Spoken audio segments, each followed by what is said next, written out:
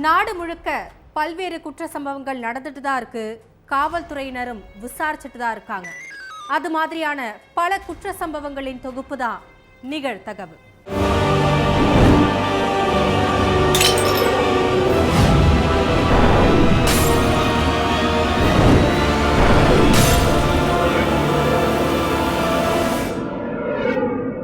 நிகழ்தகவு.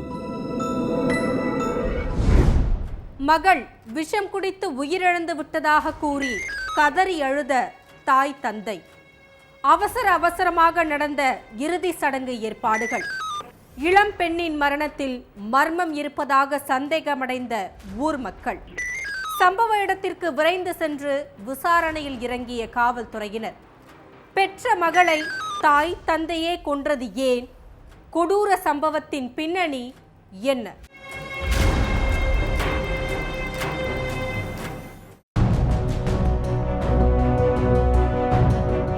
24 மணி நேரமும் பரபரப்பா இருக்கிற போலீஸ் ஸ்டேஷனுக்கு ஒருத்தர் போன் பண்ணி இருக்கார். சார், எங்க ஊர்ல உள்ள ஒரு 16 வயசு சிறுமி பூச்சி மருந்து குடிச்சு தற்கொலை பண்ணிக்கிட்டதா சொல்லி வேகமா இறுதி சடங்குக்கு ஏற்பாடு பண்ணிட்டு இருக்காங்க. ஊர்ல எல்லோருக்கும் அது கொலையா இருக்குமோன்னு சந்தேகமா இருக்கு. என்னன்னு வந்து விசாரிக்க சொல்லி இருக்கார். எந்த ஊரு எந்த வீடுன்னு போலீஸ்காரங்க கேட்டதுக்கு அந்த நபர் ஊர் பேரையும் உயிரிழந்த சிறுமி பேரையும் சொல்லி இருக்கார். ஆனா உங்க பேரு என்னன்னு போலீஸ் கேட்டதுக்கு அந்த நபர் எந்த பதிலுமே சொல்லாம போனை கட் பண்ணி இருக்கார். போன் பண்ணது யாராயிருந்தாலும் பரவாயில்ல, அவங்க சொன்ன விஷயம் உண்மையானு செக் பண்றதுக்காக சம்பவ இடத்துக்கு போயிருக்காங்க போலீஸ். அங்க போன்ல வந்த தகவல் படியே 16 வயசான சிறுமிக்கு அவசரமா இறுதி சடங்குக்கு ஏற்பாடுகள் நடந்துட்டு இருந்திருக்கு. அப்போ அந்த பொண்ணோட அப்பா கிட்ட விசாரிச்சப்போ என் பொண்ணு வீட்டுல யாரும் இல்லாத நேரத்துல பூச்சி மருந்து குடிச்சு உசுர விட்டுட்டான்னு அழுதுகிட்டே சொல்லி இருக்கார். உங்க மகள் தற்கொலை பண்ணிக்கிட்டா போலீஸ்க்கு சொல்லி இருக்கணும்ல, நீங்க பாட்டுக்கு அடக்கம் பண்ண பார்த்தா என்ன அர்த்தம்னு கோபப்பட்ட போலீஸ்காரங்க சிறுமியோட சடலத்தை மீட்டு பக்கத்துல உள்ள கவர்மெண்ட் ஹாஸ்பிட்டலுக்கு பிரேத பரிசோதனைக்காக அனுப்பி வச்சிருக்காங்க. அடுத்து சிறுமியோட அப்பா ராஜு கிட்ட போலீஸ் விசாரணை நடத்தினாங்க. அதுல என் மகள் கல்யாணமான பையனை லவ் பண்ணா, நாங்க அதுக்கு ஒத்துக்கல, அந்த கோபத்துல பூச்சி மருந்து குடிச்சு தற்கொலை பண்ணிக்கிட்டான்னு சொல்லி இருக்கார். என்னதான் பெத்தவங்க கண்ணீரும் கம்பளையுமா பேசினாலும் அவங்க மேல போலீஸுக்கு டவுட் இருந்திருக்கு. இதுக்கடையில போஸ்ட்மார்ட்டம் ரிப்போர்ட் வந்து போலீஸோட சந்தேகத்தை உறுதிப்படுத்தி இருக்கு. தெலங்கானா மாநிலம் சைதாப்பூர்ல உள்ள சர்வேபேட்டுங்கிற கிராமத்தை சேர்ந்த ராஜு லாவண்யா தம்பதிக்கு 2 மகள்கள். மூத்த மகள் அர்ச்சனா இன்டர்மீடியேட் ஃபர்ஸ்ட் இயர் படிச்சுட்டு வந்திருக்காங்க.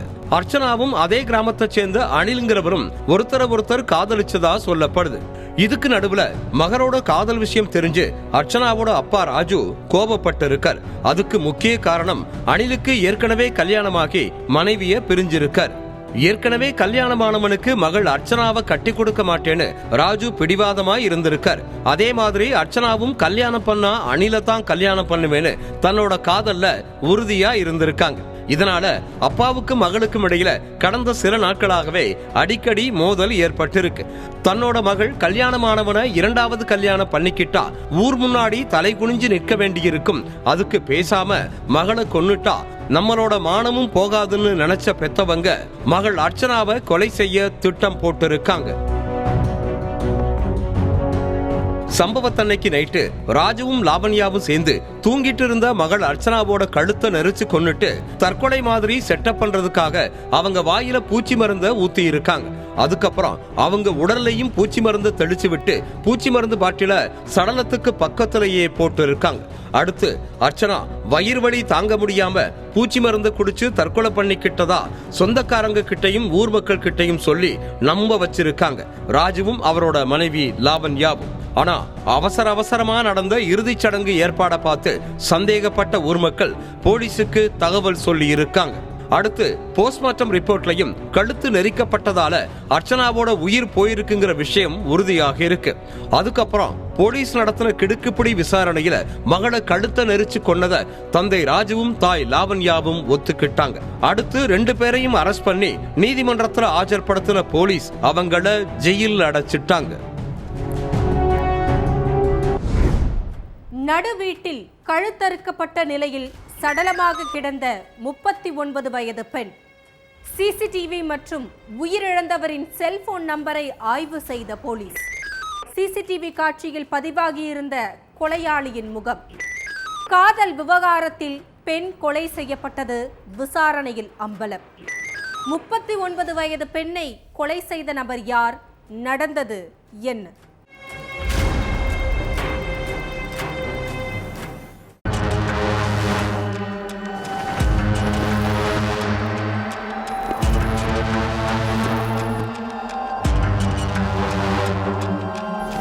நள்ளிரவு நேரம் பெண் ஒருத்தங்க தன்னோட அரை தோழி மமதாவுக்கு போன் பண்ணி இருக்காங்க.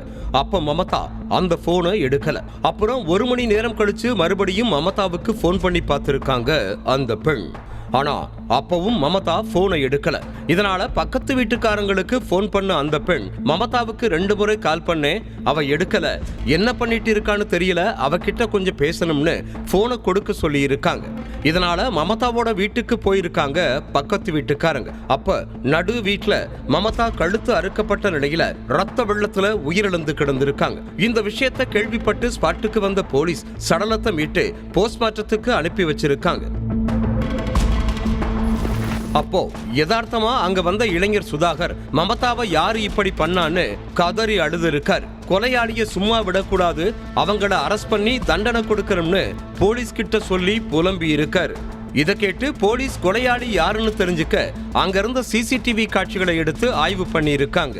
அப்ப சுதாகர் மமதா வீட்டுக்கு வந்து போன காட்சிகள் பதிவாகி இருந்திருக்கு. அதுக்கப்புறம் மமதாவோட செல்போனை கைப்பற்றின போலீஸ் மமதாவுக்கு அடிக்கடி யார் கால் பண்ணியிருக்கா, அவங்களுக்கு யார்கிட்ட இருந்து லாஸ்ட் கால் வந்திருக்குன்னு எல்லா டீட்டெயில்ஸையும் எடுத்து பார்த்திருக்காங்க. அதுல சுதாகரோட பேரு காட்டியிருக்கு. இதனால சுதாகர் மேல சந்தேகப்பட்ட போலீஸ் அவரை கஸ்டடியில எடுத்து விசாரிச்சிருக்காங்க. அதுலதான் பல உண்மைகள் வெளியில வந்திருக்கு. பெங்களூருல உள்ள பிரகதிபுரா பகுதியைச் சேர்ந்த 25 வயசான சுதாகர் ஒரு மருத்துவமனையில வேலை பார்த்துட்டு இருந்தார். இவரும் அதே மருத்துவமனையில வேலை பார்த்துட்டு இருந்த 39 வயசான மமதாவும் க்ளோஸ் ஃப்ரெண்ட்ஸ்னு சொல்லப்படுது. ஹாஸ்பிட்டல்ல மமதாவுக்கு உதவி பண்றது, வேலையில சப்போர்ட் பண்றதுன்னு நல்ல உறுதுணையா இருந்திருக்காரு சுதாகர். இந்த நட்பு இவங்களுக்குள்ள காதலா மாறி இருக்கு. அதுக்கப்புறம் 2 பேரும் அடிக்கடி ஊர் சுத்துறது, தனிமையில இருக்கிறதுன்னு கணவன் மனைவி போலவே வாழ்ந்திருக்காங்க.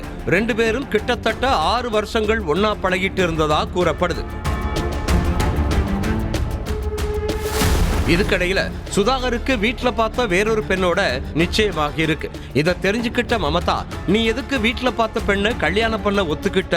நான் இந்த கல்யாணத்துக்கு சம்மதிக்க மாட்டேன், நீ என்னத்தான் கல்யாணம் பண்ணணும், என்னை ஏமாத்த நினைச்சேன்னா நம்ம 2 பேரோட விஷயத்த எல்லார்கிட்டையும் சொல்லி உன்னை அசிங்கப்படுத்திடுவேன்னு மிரட்டி இருக்காங்க. இதை கேட்டு கோபமான சுதாகர், நான் உன்னை சின்சியரா லவ் பண்ணல, டைம் பாஸ்க்கு தான் லவ் பண்ணேன், உனக்கு என்னை விட வயசு அதிகம், அதனால உன்னை நான் கல்யாணம் பண்ண மாட்டேன், நீ என்னை விட்டு போயிருன்னு சொல்லி இருக்கார். அதுக்கு மமதா ஒத்துக்கவே இல்லை. இதனால 2 பேருக்கும் இடையில பயங்கர வாக்குவாதம் ஏற்பட்டிருக்கு. சம்பவத்தன்னைக்கு மமதாவோட அரை தோழி வெளியூர் போயிருக்காங்க. அப்போ மமதாவோட வீட்டுக்கு போன சுதாகர், தயவு செஞ்சு என்னை விட்டுரு, இனிமே நான் இங்க வரமாட்டேன்னு சொல்லி இருக்கார்.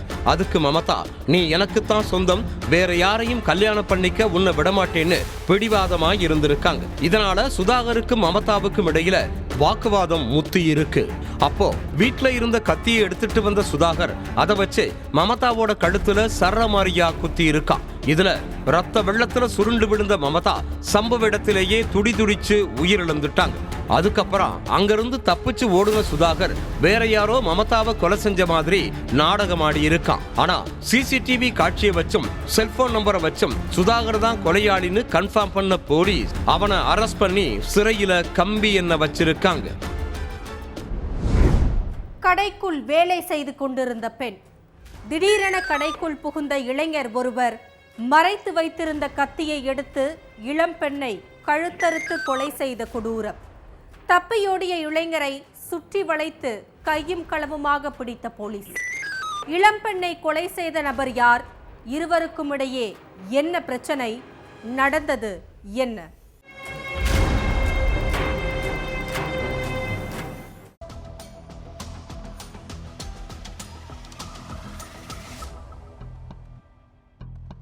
காலை நேரத்துல இளம்பெண் ஒருத்தங்க தன்னோட அழகு நிலையத்துல வேலை பார்த்துட்டு இருந்தாங்க. அப்ப கடைக்குள்ள புகுந்த இளைஞன் ஒருத்தன் மாயாங்கிற பெண்ணை சர்ற மாதிரியா கத்தியால குத்தி இருக்கான். உடம்பு கை கால்னு எல்லா இடங்களையும் குத்துன இளைஞன் கழுத்தையும் கரகரன்னு அறுத்திருக்கான். இதுல நிலை குலைந்த அந்த பெண் சம்பவ இடத்திலேயே உயிரிழந்துட்டாங்க.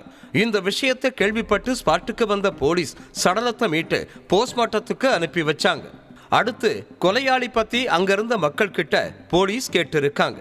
அப்போ பிரசாத்ங்கிற இளைஞன் தான் மாயாவை கத்தியால குத்தி கொலை செஞ்சதா சொல்லி இருக்காங்க. இதனால பிரசாதோட செல்போன் நம்பரை ட்ரேஸ் பண்ணி போலீஸ் விசாரிக்க ஆரம்பிச்சாங்க. அதுபடி அதே ஏரியாவில் பதுங்கி இருந்த பிரசாத பிடிச்ச போலீஸ் அவரை கஸ்டடியில எடுத்து விசாரிச்சாங்க. ஹரியானா ரோக்தத் பகுதியைச் சேர்ந்த ராமனுக்கும் அதே பகுதியைச் சேர்ந்த மாயாவுக்கும் 2010 கல்யாணமாகி இருக்கு. ஆரம்பத்துல கணவன் மனைவியோட திருமண வாழ்க்கை நல்லபடியா போயிட்டு இருந்திருக்கு. அதுக்கப்புறம் தொட்டதுக்கெல்லாம் பிரச்சனைன்னு இந்த தம்பதிக்குள்ள எந்த நேரமும் சண்டையும் சச்சரவுமா இருந்திருக்கு. அதே மாதிரி இந்த தம்பதிக்கு இப்ப வரைக்கும் குழந்தை இல்லைன்னு கூறப்படுது. இதனால 2 பேரும் கடந்த 5 மாதங்களுக்கு முன்னாடி பிரிஞ்சு தனித்தனியா வாழ ஆரம்பிச்சிருக்காங்க. இதுக்கடையில மாயாவுக்கும் அதே பகுதியைச் சேர்ந்த இளைஞன் ஒருத்தனுக்கும் தகாத உறவு ஏற்பட்டிருக்கு. 2 பேரும் ரோக்தக் பகுதியில் உள்ள ஒரு வீட்டை வாடகைக்கு எடுத்து கல்யாணம் பண்ணிக்காம லிவின்ல வாழ ஆரம்பிச்சிருக்காங்க. இந்த விஷயத்தை கேள்விப்பட்ட மாயாவோட அப்பாவும் சகோதரர் பிரசாதும் கடுமையா எதிர்ப்பு தெரிவிச்சிருக்காங்க. இதை தெரிஞ்சுக்கிட்ட மாயாவோட சொந்தக்காரங்களும் அவங்க அப்பா கிட்ட, என்ன பொண்ணை வளர்த்து வச்சிருக்கீங்க, புருஷனை விட்டு பிரிஞ்சு 5 மாசம்தான் ஆகியிருக்கு, அதுக்குள்ள இன்னொருத்தன் கூட கல்யாணம் பண்ணிக்காம வாழ்ந்துட்டு இருக்கா, அவளுக்கு புத்திமதி சொல்லி வீட்டுக்கு கூட்டிட்டு வாங்கன்னு சொல்லி இருக்காங்க. இதை கேட்டு கோபமான தந்தையும் சகோதரரும் மாயாவை கூப்பிட போயிருக்காங்க. அதுக்கு மாயா, நான் எதுக்கு உங்க கூட வரணும், எனக்கு அவனை பிடிச்சிருக்கு, அதனால அவன் கூட இருக்கேன், நான் வேலை பார்க்கிறேன், கை நிறைய சம்பாதிக்கிறேன், எனக்கு யாரோட உதவியும் தேவையில்லை, இது என்னோட வாழ்க்கை, எப்படி வாழணும்னு எனக்கு தெரியும்னு பிடிவாதமா பேசி இருக்காங்க. மாயாவோட இந்த பேச்சு அவரோட சகோதரரை ஆத்திரமடைய வச்சிருக்கு. இதுக்கடையில மாயாவோட நடவடிக்கையை பத்தி அவரோட தந்தை முன்னாடியும் சகோதரர் முன்னாடியும் அவங்க சொந்தக்காரங்க கிண்டல் பண்ணி பேசி இருக்காங்க. இதனால கொலைவெறியான 2 பேரும் ஒழுங்கா வீட்டுக்கு வந்துரு, அப்படி இல்லைன்னா உன்னை உயிரோடவே விடமாட்டேன்னு மாயாவுக்கு கொலை மிரட்டல் விடுத்திருக்காங்க. ஆனா மாயா அதை ஒரு பொருட்டா கூட எடுத்துக்கல. மாயா சொல் பேச்ச கேட்காததால ஆத்திரமடைஞ்ச பிரசாத் மாயாவை கொலை பண்ண திட்டம் போட்ட நிலையில சம்பவத்தன்னைக்கு காலையில மாயா தன்னோட அழகு நிலையத்துல வேலை பார்த்துட்டு இருந்திருக்காங்க. கடைக்குள்ள ஒரு சில வாடிக்கையாளர்கள் மட்டும் இருந்திருக்காங்க. அப்போ கடைக்குள்ள புகுந்த பிரசாத் மாயா கிட்ட சண்டை போட்டு இருக்கான். 2 பேருக்கும் இடையில வாக்குவாதம் முத்துற நேரத்துல மறைச்சு வச்சிருந்த கத்தியை எடுத்த பிரசாத் மாயாவை சரமாரியா குத்தி இருக்கான். அப்போ அங்கிருந்த ஒரு பெண் பிரசாத தடுத்து இருக்காங்க. ஆனா அவங்களையும் கத்தியால குத்தி துரத்தி விட்ட பிரசாத் மாயாவோட கழுத்தை கரகரன்னு அறுத்து துடி துடிக்க கொன்னுட்டு தப்பிச்சு போயிருக்கான். விசாரணையோட முடிவுல எல்லா உண்மைகளையும் தெரிஞ்சுக்கிட்ட போலீஸ் பிரசாத அரெஸ்ட் பண்ணி சிறையில அடைச்சிட்டாங்க. பக்கத்து வீட்டிலிருந்து கேட்டுக்கொண்டே இருந்த குழந்தைகளின் அழுகை சத்தம். ஜன்னல் வழியாக எட்டி பார்த்த அக்கம் பக்கத்தினர். குழந்தையின் கண்முன்னே மனைவியை கீழே தள்ளி கொலை செய்த கொடூரம். கண்ணிமைக்கும் நேரத்தில் அனைவரின் கண்ணிலும் மண்ணை தூவிவிட்டு தப்பியோடிய இளைஞர். காதல் மனைவியை கொலை செய்தது ஏன்? கணவன் மனைவிக்குள் ஏற்பட்ட பிரச்சனை என்ன?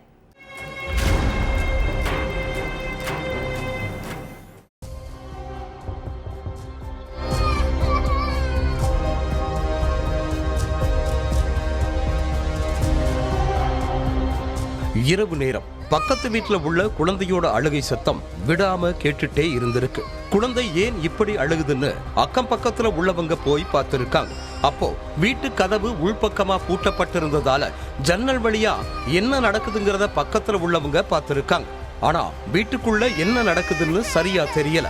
அதனால அங்க இருந்தவங்க அந்த வீட்டோட ஹவுஸ் ஓனருக்கு போன் பண்ணி இருக்காங்க. உங்க வீட்டுல வாடகைக்கு தங்கி இருக்கிற பிரவீன்குமார் வீட்டுக்குள்ள இருந்து அவங்க குழந்தை தேம்பி தேம்பி அழுகிற சத்தம் கேட்டுட்டு இருந்ததை தவிர என்ன நடக்குதுன்னு தெரியல, நாங்க கதவை தட்டி பார்த்தும் திறக்கவே இல்லை, என்னன்னு வந்து பாருங்கன்னு சொல்லி இருக்காங்க.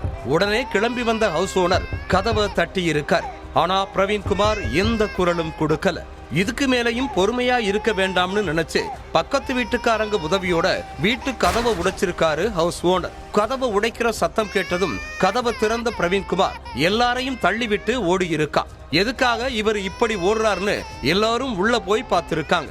அங்க பிரவீன்குமாரோட மனைவி வித்யா ரத்த வெள்ளத்துல கிடந்திருக்காங்க. பக்கத்துல அவங்களோட 2 பசங்களும் அழுதுட்டு இருந்திருக்காங்க.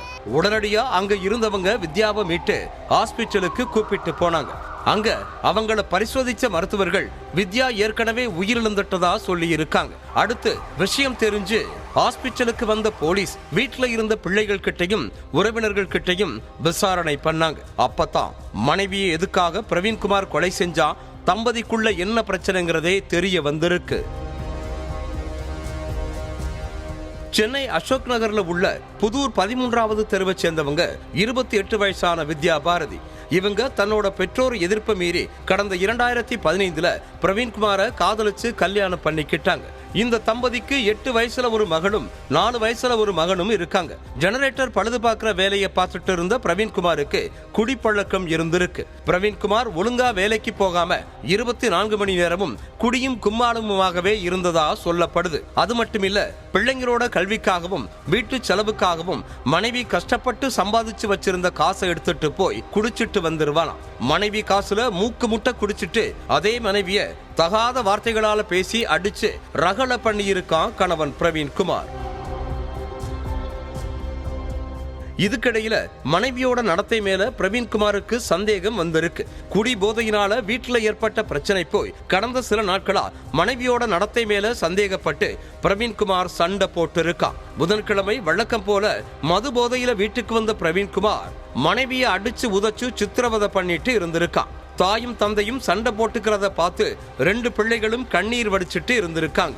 ஒரு கட்டத்துல சண்டை பூதாகரமா வெடிச்சு மனைவி வித்யா பாரதியோட முடிய பிடிச்சு வேகமா கீழே தள்ளி விட்டு பிரவீன்குமார். அதுல வித்யா பாரதிக்கு தலைப்பகுதியில பலத்த காயம் ஏற்பட்டு அதிகப்படியான ரத்தம் வெளியேறினதுல சம்பவ இடத்திலேயே உயிரிழந்துட்டாங்க. மனைவியை கொன்னுட்டு தலைமறைவாக இருந்த பிரவீன்குமாரை மடக்கி பிடிச்ச போலீஸ் அவன் மேல கொலை வழக்கு பதிவு பண்ணி சிறையில தள்ளி இருக்காங்க.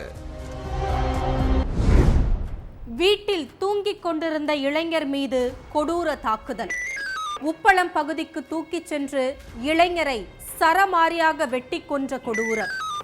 தலைமறைவாக இருந்த கும்பலை கைது செய்த போலீஸ்.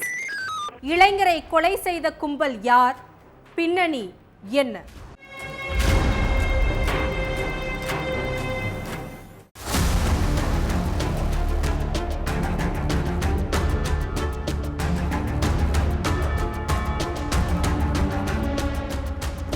அதிகாலை நேரம் கிராம மக்கள் சிலர் சாலையில நடந்து போயிட்டு இருந்தாங்க. அப்போ சீனுங்கிற இளைஞர் வெட்டுக்காயங்களோட கொடூரமான முறையில உயிரிழந்து கிடந்தார். இதை பார்த்து அதிர்ச்சியடைந்த கிராம மக்கள் போலீஸுக்கு போன் பண்ணி தகவலை சொல்லி இருக்காங்க. உடனடியா சம்பவ இடத்துக்கு போன போலீஸ் சடலத்தை மீட்டு போஸ்ட்மார்ட்டத்துக்கு அனுப்பி வச்சாங்க. அடுத்து சீனுவை கொலை செஞ்சது யாரு, அவருக்கு யார் கூடயாவது முன்பகை இருக்கான்னு விசாரிச்சிருக்காங்க. அப்போ சீனுவுக்கும் அதே பகுதியை சேர்ந்த கபிலுக்கும் ரொம்ப நாட்களா முன்பகை இருந்துச்சு. அவன் தான் சீனுவை கொலை செஞ்சிருக்கணும்னு கிராம மக்கள் சொல்லி இருக்காங்க. இந்த தகவலை வச்சு கபிலை தேடி அவங்க வீட்டுக்கு போயிருக்காங்க. அப்போ கபில் வீட்டுல இல்லைன்னு கூறப்படுது. இதனால அவரோட செல்போன் நம்பரை ட்ரேஸ் பண்ண போலீஸ் அவர் பதுங்கி இருந்த இடத்தை கண்டுபிடிச்சு அவரை கஸ்டடியில் எடுத்து விசாரிச்சிருக்காங்க.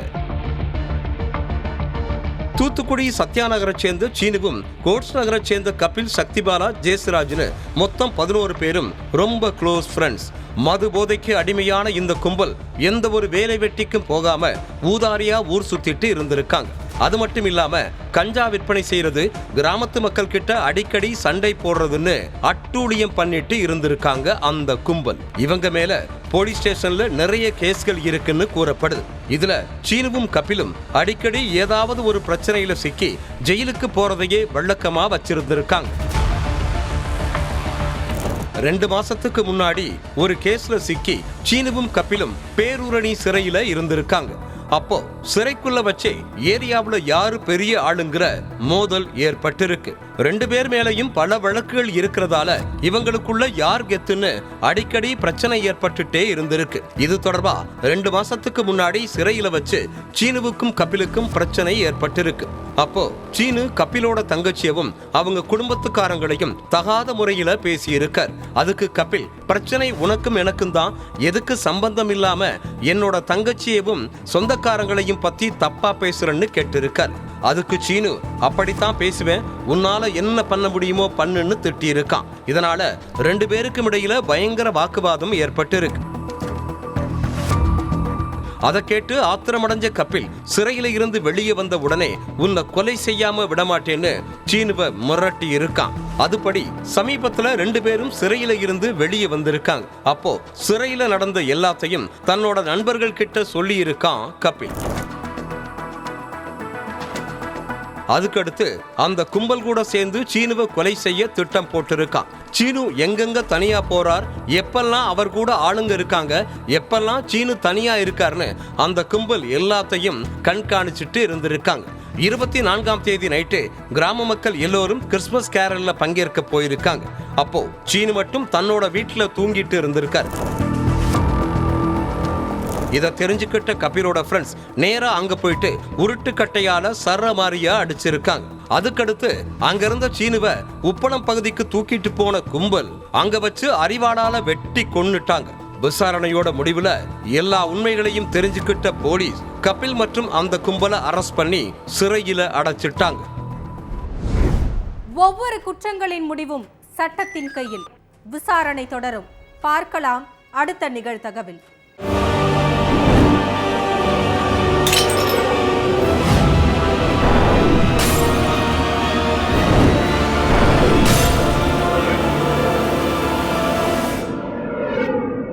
நிகழ்தகவு.